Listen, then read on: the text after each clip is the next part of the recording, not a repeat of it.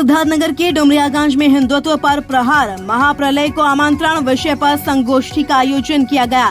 कार्यक्रम में दिल्ली विश्वविद्यालय की प्रोफेसर चंद्रकांता, डॉक्टर शोभा गुड़, पूर्व डीन अयोध्या हनुमानगढ़ी के महंत राजू दास, डॉक्टर अरविंद सिंह प्रचार्य ने अपने विचार रखे। हिंदू युवा वाहिनी के प्रदेश प्रभारी व पूर्व विधायक राघवेंद्र प्रताप सिंह ने कार्यक्रम का आयोजन किया था। कार्यक्रम में आई प्रोफेसर चंद्रकांता ने कहा कि धर्मनिरपेक्ष शब्द कहने की जरूरत ही क्या है, भारत पहले से ही सभी धर्म को मानने वाला देश है। महंत राजू दास ने आयोजित कार्यक्रम की सराहना की। उन्होंने कहा, चुने हुए लोगों को संसद में रोजगार वाली बात करनी चाहिए। लोग संसद में फिलिस्तीन जिंदाबाद का नारा लगाते हैं, हिंदू धर्म को गाली देते हैं, हिंदू को हिंसक कहा जा रहा है। ऐसे में इस तरह के विषय पर संगोष्ठी से लोगों को जागरूकता होगी। वहीं कार्यक्रम के आयोजक हिंदू युवा वाहिनी के प्रदेश प्रभारी व पूर्व विधायक राघवेंद्र प्रताप सिंह ने कहा कि इस तरह का आयोजन पूरे देश में होना चाहिए। सिद्धार्थनगर से ऋषि श्रीवास्तव की रिपोर्ट। डुमरियागंज में इन्होंने संगोष्ठी रखा कि हिंदुत्व पर प्रहार और महाप्रलय का आमंत्रण। इनका भाव इसलिए जागृति हुई जगी क्योंकि देश के उस लोकतंत्र के मंदिर में जहाँ पर जनता जनार्दन से चुनकर वहाँ पहुँचते हैं, चिकित्सा, शिक्षा, रोजी रोजगार की चर्चा होना चाहिए। शोषित, वंचित, दबे कुचले की आवाज़ को वहाँ रखकर उसके लिए कार्य करना चाहिए, या ना कि फिलिस्तीन जिंदाबाद का नारा लगना चाहिए, या ना कि सनातन कोरोना है, डेंगू है, मलेरिया है, टाइफाइड है, इस पर ताली बजना चाहिए, या ना कि हिंदू हिंसक है, इस पर कोई क्वेश्चन करे, इस पर संवाद होना चाहिए। इसके नाते ये चिंता हुआ कि ऐसे संगोष्ठी होना चाहिए, तो संगोष्ठी में हम आए थे। मैं आभार व्यक्त करता हूँ राघवेंद्र सिंह जी का। और यहाँ से हम लोगों ने सिर्फ एक ही संदेश दिया, धर्म और रक्षति रक्षता, धर्म की रक्षा आप करोगे तभी धर्म की रक्षा हो पाएगा, क्योंकि भारत डेमोक्रेसी है, लोकतांत्रिक व्यवस्था है। इसके अलावा भारत सनातन देश है, जहाँ पर कंकर में शंकर पाया जाता हो, जहाँ सनातन सिखाता धर्म की जय हो, धर्म का नाश हो, प्राणियों में सद्भाव हो, विश्व का कल्याण हो, सर्वे भवन्तु सुखिनः, सर्वे सन्तु निरामय के साथ, विश्व बंधुत्व के साथ जहाँ हम कार्य और काम करते, वहाँ पर हिंदू हिंसक हो जब आवाज उठाए जाते हैं, इसके नाते यह कार्यक्रम करना पड़ता है।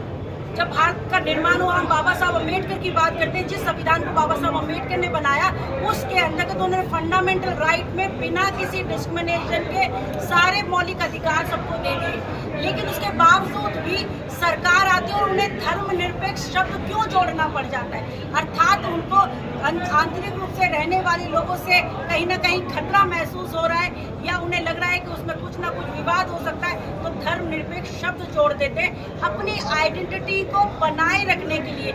जहाँ पर उनकी कोई अस्तित्व नहीं, उसको बनाए रखने के लिए धर्मनिरपेक्ष एक शब्द कहा गया। धर्मनिरपेक्ष प्रत्येक व्यक्ति, भारत अपने आप में कहने की जरूरत नहीं है, इसका इतिहास धर्मनिरपेक्ष रहा है। यहाँ पर धर्म एक प्रक्रिया है, लोग धर्म को रिलीजन से जोड़ रहे हैं।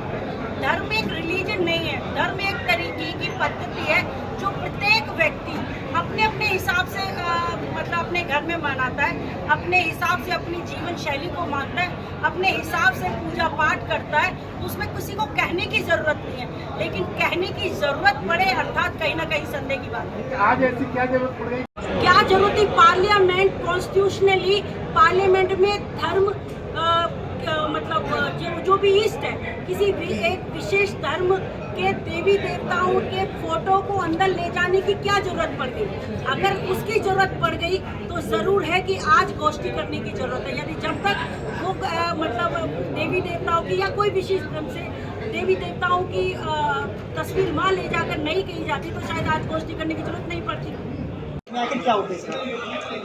आज पूरे देश को ऐसे आयोजनों की जरूरत है और हमें कट्टर से कट्टर हिंदू को बनना है। जब तक हम कट्टर नहीं बनेंगे, ये हिंदू समाज को अपमानित करने वाले लोग कभी हिंदू समाज को, कभी देवी देवताओं को अपमानित करते रहे, और इसीलिए आयोजन किया गया है। इस आयोजन को हम लोग और विस्तार देंगे, विभिन्न क्षेत्रों में करने के बाद विभिन्न जनपदों में भी इस आयोजन को ले जाएंगे। कम से कम हिंदू अगर बहुत सरल रहेगा, सहिष्णु रहेगा, तो वही हाल है कि आओ मेरे गले पे मेरे हाथ गले गाल पे मारो तो दूसरा गाल भी फैला दो, यह सिद्धांत अगर चलेगा तो गले पे गाल पे मारते रहेंगे और हम लात जूता खाते रहेंगे। ऐसा सिद्धांत चलने वाला नहीं है। जिले में भी धर्मांतरण का कई मामला आया है, इसमें क्या कहें? जिले में धर्मांतरण का मामला विशेष रूप से बासी क्षेत्र में है।